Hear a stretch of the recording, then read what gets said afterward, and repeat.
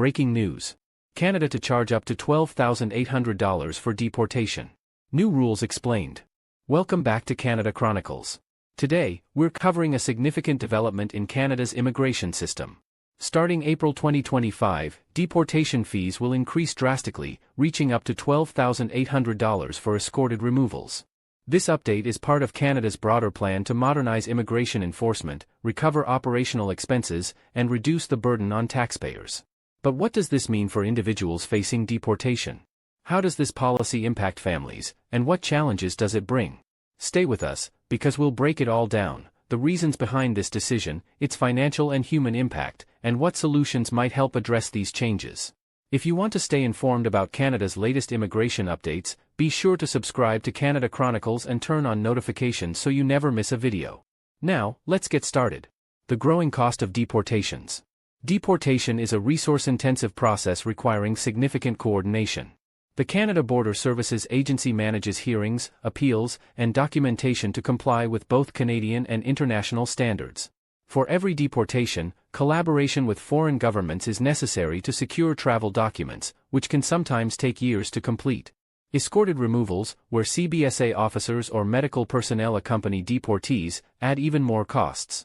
These cases often involve individuals with medical conditions, security concerns, or non-compliance histories, making them particularly challenging.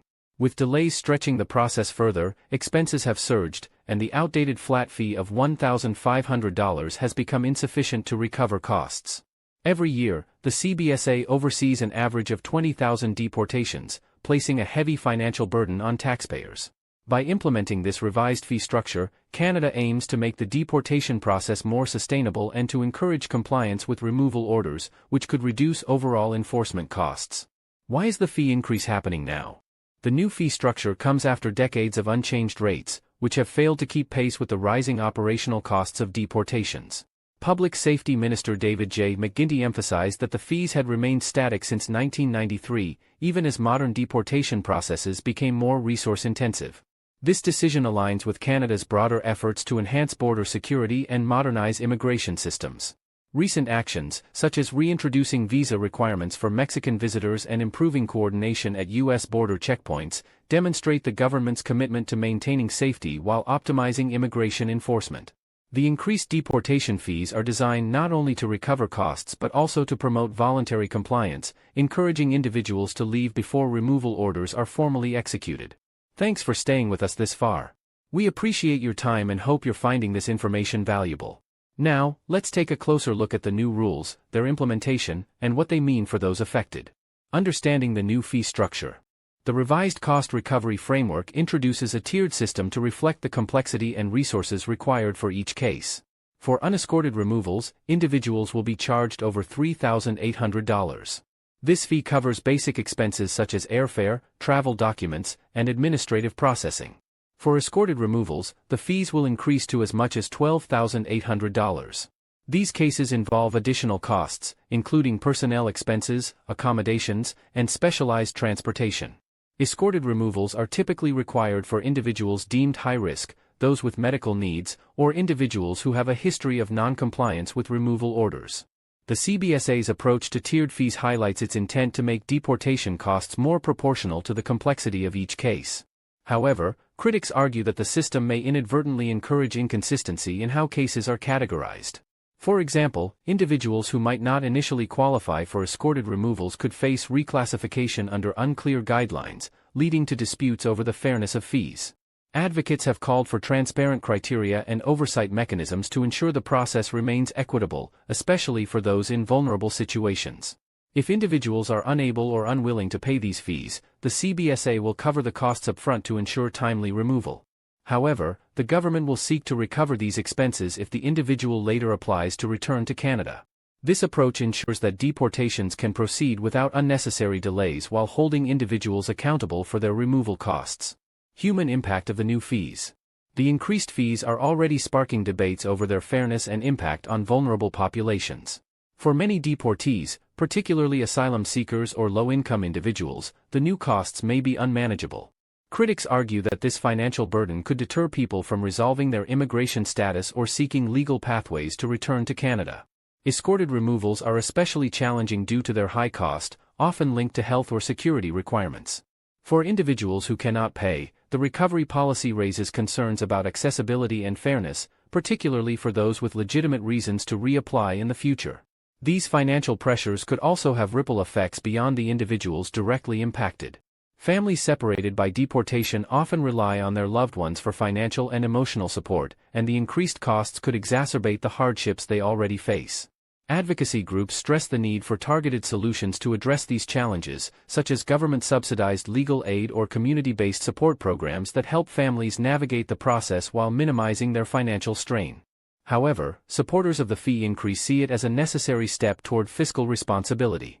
By requiring deportees to bear these costs, the government emphasizes personal accountability while relieving taxpayers of these financial burdens. Proponents also suggest that higher fees could incentivize voluntary compliance, reducing the need for costly enforcement measures. How this fits into Canada's immigration strategy. The new fees are part of a larger framework aimed at enhancing border security and immigration enforcement. Canada has also introduced measures to address visa fraud, prevent illegal immigration, and align its processes with evolving challenges. For example, the government has reintroduced visa requirements for Mexican visitors to reduce system misuse. Additionally, collaboration with the United States has improved border operations by aligning service hours and sharing intelligence. These actions reflect Canada's commitment to maintaining a robust and trustworthy immigration system, with the new deportation fees serving as a key piece of this broader strategy. Another crucial aspect of this strategy is the emphasis on technological upgrades to modernize enforcement and streamline immigration processes. The Canada Border Services Agency has begun implementing advanced data sharing systems and automated tools to enhance decision-making and improve efficiency at ports of entry. These innovations are expected to support efforts to reduce fraud, strengthen oversight, and ensure that immigration policies remain adaptive to future demands.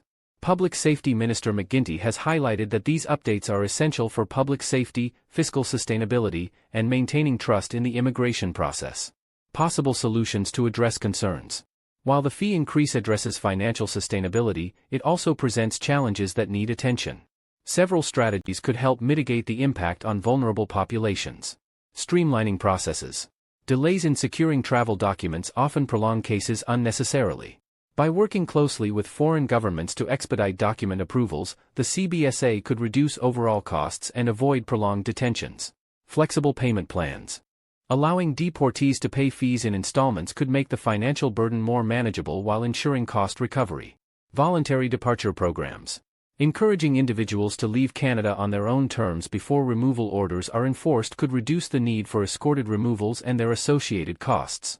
Support from non-governmental organizations. Partnerships with NGOs could provide legal and financial assistance to individuals navigating the deportation process, helping them comply with removal orders while addressing their unique needs.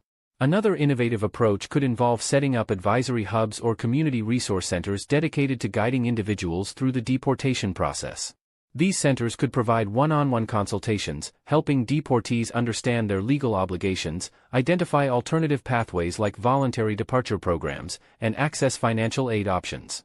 Such proactive engagement could improve compliance rates, reduce confusion, and minimize the financial and emotional toll on deportees and their families. Implementing these measures could create a more balanced system, ensuring both accountability and fairness. The road ahead for Canada's immigration system. The introduction of higher deportation fees marks a turning point in Canada's immigration enforcement strategy. By aligning costs with actual expenses, the government is addressing inefficiencies while emphasizing compliance. However, it is crucial to balance these measures with fairness and accessibility, particularly for vulnerable individuals. As the new rules take effect in April 2025, their implementation and outcomes will require close monitoring. If the government can address potential shortcomings while exploring innovative solutions, Canada's immigration system could become both more equitable and sustainable in the years to come. And there you have it, everything you need to know about Canada's decision to increase deportation fees, a policy that is already sparking debate across the country. With fees rising to $12,800 for escorted removals, the government aims to recover operational expenses, encourage compliance, and ease the burden on taxpayers. What's your take on this policy? Do you think these changes are necessary for improving the system, or do they place an unfair burden on those already facing challenges? Share your thoughts in the comments, we'd love to hear from you. If you found this video helpful or informative, don't forget to give it a thumbs up and share it with others. Subscribe to Canada Chronicles and turn on notifications so you're always in the loop with the latest updates. Thanks for watching, and we'll see you in the next video.